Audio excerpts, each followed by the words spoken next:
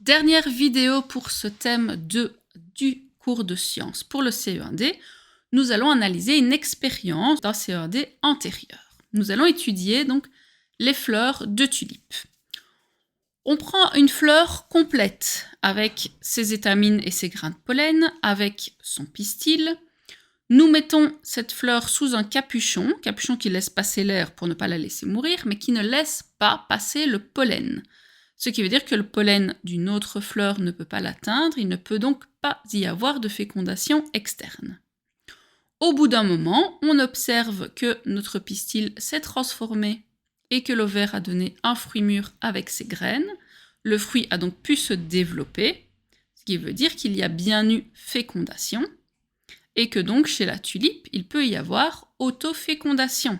Il y a les organes mâles et femelles qui sont donc capables de s'autoféconder. À partir de cette expérience témoin, nous allons donc bien voir si le pollen est bien responsable de cette fécondation et voir un peu comment ça se passe. Expérience 2, nous reprenons notre fleur, mais à laquelle nous avons coupé les étamines. Donc pas de grains de pollen. On rajoute le petit capuchon qui empêche la fécondation externe et on voit que le fruit ne se développe pas, il n'y a pas de graines qui se forment. Ce qui veut dire qu'ici, sans les grains de pollen, nous n'avons donc pas eu de fécondation. Cela prouve bien que le pollen est nécessaire à la fécondation de la fleur. Pas de pollen, pas de fécondation et donc pas de fruits. Quel est le paramètre testé? Donc si on regarde les expériences 1 et 2, c'est la présence de pollen. La présence de pollen nous permet de savoir s'il y a fécondation ou non donc chez la tulipe.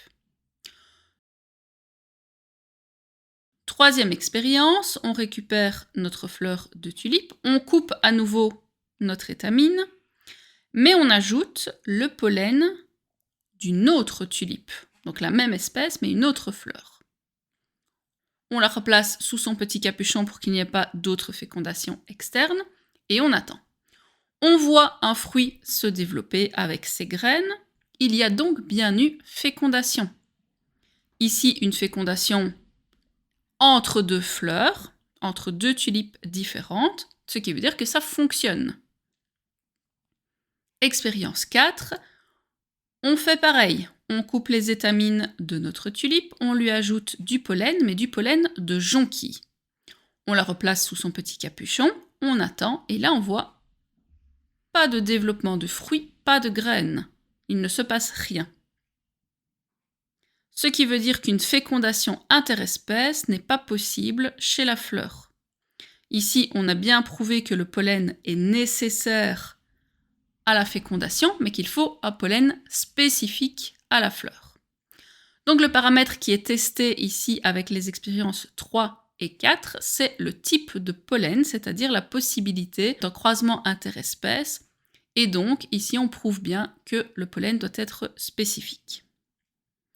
En conclusion, on a pu prouver avec ces expériences que la tulipe peut s'autoféconder, mais qu'elle peut également subir une fécondation externe à condition que le pollen provienne bien d'une autre tulipe, c'est-à-dire qu'il soit spécifique.